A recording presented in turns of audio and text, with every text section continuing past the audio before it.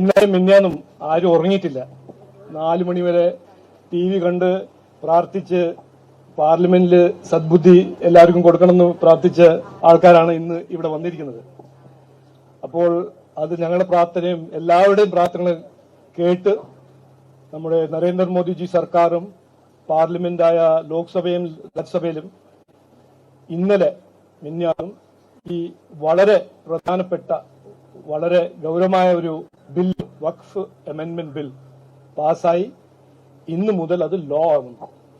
അപ്പോൾ ആദ്യം എനിക്ക് പറയാനുള്ളത്, ഈ സമര കമ്മിറ്റി സമരത്തിൽ ഇരിക്കുന്ന ജനങ്ങള്, മുന്നോട്ടത്തിന്റെ എല്ലാ ജനങ്ങൾക്ക് എന്റെ BJPന്റെ അടുത്തും NDAന്റെയും കൺഗ്രാറ്റുലേഷൻസ്.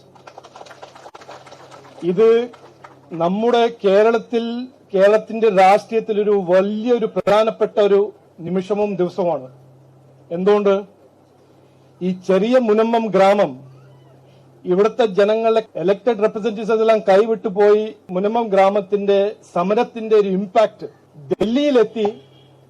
നമ്മുടെ പ്രധാനമന്ത്രിയും നമ്മുടെ 2 രാജ്യസഭയും പാർലമെന്റിലും ഒരു ബില്ല് പാസ്സാക്കാനുള്ള ശക്തി, ഒരു സ്ട്രെങ്ത് ഈ സമരത്തിന് ഉണ്ടായിരുന്നു എന്ന് പീസ്ഫുള്ളി, ഒരു വയലൻസും ഇല്ലാണ്ട്.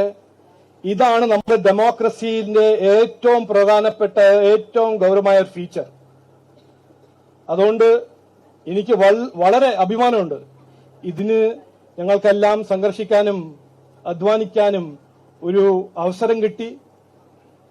നിങ്ങളുടെ ഭാവി, താങ്കളെല്ലാവരും ഭാവിക്ക് ഒരു നല്ലൊരു ഭാവി, നല്ലൊരു ഫ്യൂച്ചർ ഉണ്ടാക്കാൻ ഞങ്ങൾക്കൊരു അവസരം കിട്ടി. BJP നരേന്ദ്രമോദിജി 2014 മുതൽ ഇന്ന് വരെ പറയുന്നത് എല്ലാവരുടെ ഒപ്പം എല്ലാവർക്കും വേണ്ടി പ്രവർത്തിക്കാനാണ് ജനങ്ങള് ഒരു മാൻഡേറ്റ് തന്നിരിക്കുന്നത്.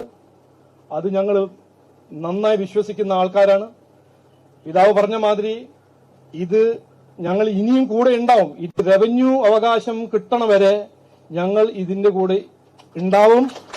അത് ഉണ്ടാക്കി തരും. പറഞ്ഞ മാതിരി നരേന്ദ്രമോദിജി വാഗ്ദാനം കൊടുത്താൽ വാക്ക് പാലിക്കുന്ന ഒരു ലീഡറാണ്. അദ്ദേഹത്തിന് ഞങ്ങൾ പഠിച്ചിരിക്കുന്നത്.